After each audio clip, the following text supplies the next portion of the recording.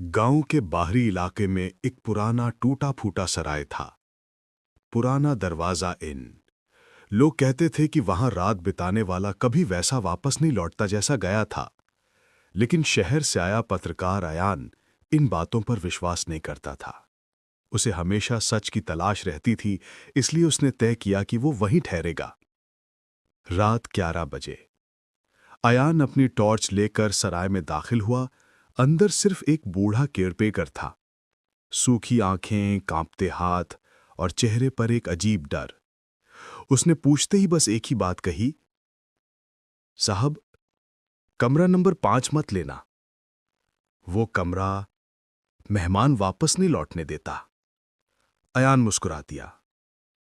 सच जानने के लिए तो वही कमरा सही रहेगा। और उसने कमरा नंबर 5 ही ले लिया। रात 12:15। कमरे में एक पुराना घड़ी था जो अचानक खुद ब खुद चलने लगा। कदमों की आवाजें, जैसे कोई बाहर गलियारे में टहल रहा हो। अयान ने दरवाजा खोला। कोई नहीं था। वापस कमरे में आया तो बिस्तर पर धूल से लिखा था, तुम पहले क्यों नहीं सुने, अब देर हो चुकी है। अयान घबरा गया, लेकिन जिज्ञासा शांत नहीं हुई। उसने बिस्तर के नीचे देखा। वहां एक डायरी पड़ी थी। डायरी में लिखा था, मैं इस कमरे का आखिरी मेहमान हूं। अगर तुम ये पढ़ रहे हो तो समझ लो तुम अकेले नहीं हो। जो भी इस कमरे में आता है उसका पीछा वो करता है। उसे चेहरा नहीं चाहिए, सिर्फ डर चाहिए।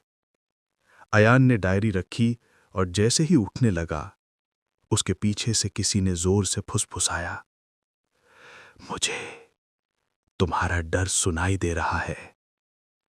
अयान मुड़ा। कमरे में कोई भी नहीं था, लेकिन शीशे पर धुंध में लिख गया, अब तुम भी आखिरी मेहमान हो। और फिर अगले दिन केयरटेकर ने दरवाजा खोला तो कमरा खाली था। सिर्फ बिस्तर पर धूल से लिखा एक वाक्य पड़ा था, एक और मेहमान कम हुआ। और अयान कभी नहीं मिला।